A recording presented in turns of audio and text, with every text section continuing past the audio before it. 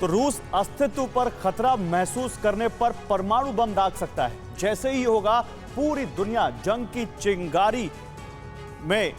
चिंगारी पूरी दुनिया पर उछलेगी और हर मुल्क जंग में उतर जाएगा। लेकिन रूस किन हालातों को अस्तित्व के लिए खतरा समझ सकता है, मान सकता है, जरा आप ये समझिए। दरअसल जंग लंबी खिंचने से प्रेसिडेंट पुतिन सब्र खोते जाएंगे और ऐसे हालात में यूक्रेन को रूस के अस्तित्व के लिए खतरा माना जा सकता है और ये परमाणु युद्ध का अलार्म बजा सकता है।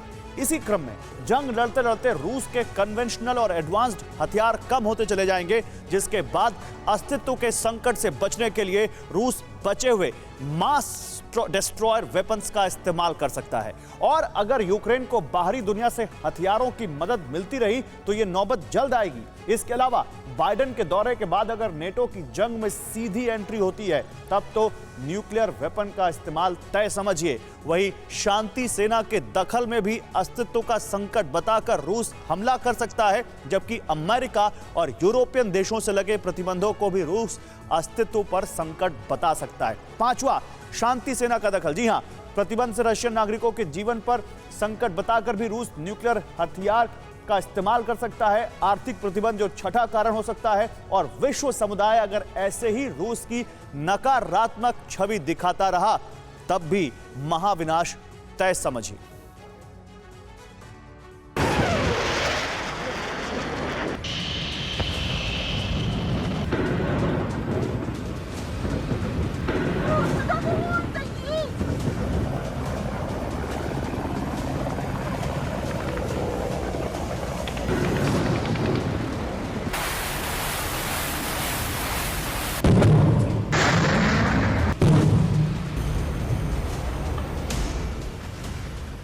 अब अहम सवाल यह भी है कि अगर रूस की तरफ से परमाणु बम फटता है तो क्या सिर्फ यूक्रेन को ही टारगेट किया जाएगा, या रूस की नजर में उसके अस्तित्व पर संकट खड़े करने वाले और भी देशों को दोषी मानकर उन पर भी परमाणु बम गिराया जाएगा।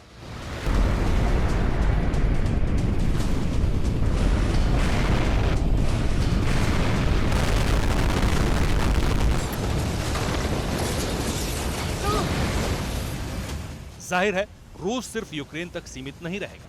जंग में जब उसके सामने कई देश होंगे तो रूस के शक का दायरा भी बड़ा होगा और उसके न्यूक्लियर वेपन्स के टारगेट पर कई और यूरोपीय देश और अमेरिका भी होगा।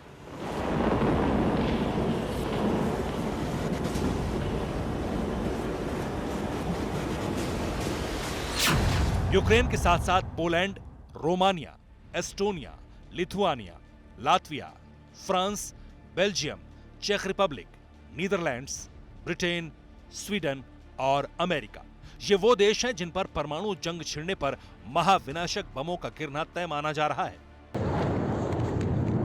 मुमकिन है कि इनके अलावा भी कुछ और देशों में महाविनाश हो या कुछ देश अपना अस्तित्व ही खो बैठे। ये सब इसलिए होगा क्योंकि रूस को अपने अस्तित्व पर संकट महसूस होगा और इस महाविनाशकारी घटना के घटने में ज्यादा वक्त नहीं लग रहा, क्योंकि रूस जिन कारणों को अस्तित्व पर संकट बता सकता है वो तकरीबन हो चुका है या फिर अगले कुछ घंटों में होने वाला है। यानी इस बात की आशंका से इनकार नहीं किया जा सकता कि रूस न्यूक्लियर बम फोड़ सकता है।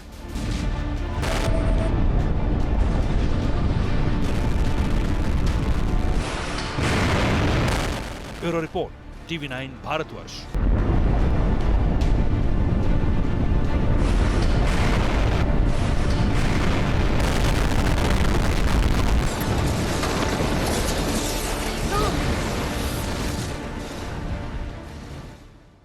परवाह देश की, सोमवार से शुक्रवार रात 10 बजे TV9 भारतवर्ष पर।